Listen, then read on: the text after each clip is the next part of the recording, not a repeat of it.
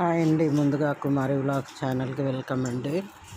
ఇంక ఈరోజు morning lunch అయితే రాగి ఇడ్లీ పెట్టాను. మార్నింగ్ టిఫిన్లోకి అల్లం చట్నీ చేద్దామని చెప్పి కొంచెం జలుపుగా ఉందండి. గొంతు గది పట్టేసి అల్లం చట్నీ తింటే మంచిది కదా అని అల్లం చట్నీ చేస్తున్నాను. ఒక స్పూన్ శనగపప్పు, ఒక స్పూన్ మినపప్పు,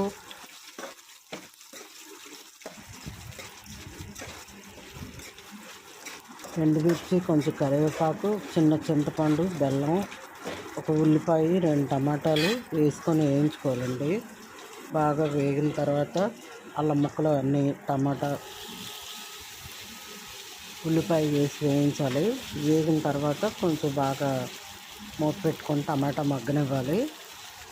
మగ్గిన తర్వాత కొంచెం తీసి మిక్సీ వేసుకోవడానికి చాలా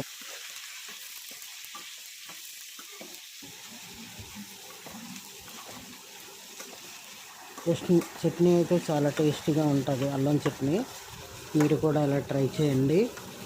జలుబు చేసి గొంతు బాగాలేనప్పుడు ఇలా చేసుకొని తింటే కొంచెం బాగుంటుంది. నోటికి పుల్ల పుల్లగా తీయగా అల్లం చట్నీ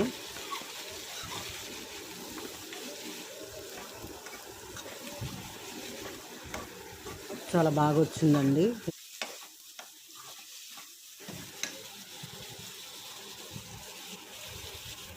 ఎండుమిర్చి ఒక 6-7 వేసుకోవాలి. కొంచెం ఒక 7-8 ఎల్లుల్లిపాయ వేసుకోవాలి. చింతపండు, కొంచెం బెల్లం,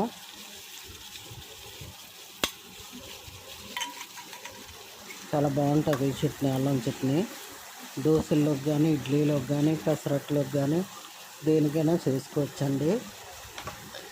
మీరు కూడా అలా ట్రై చేయండి.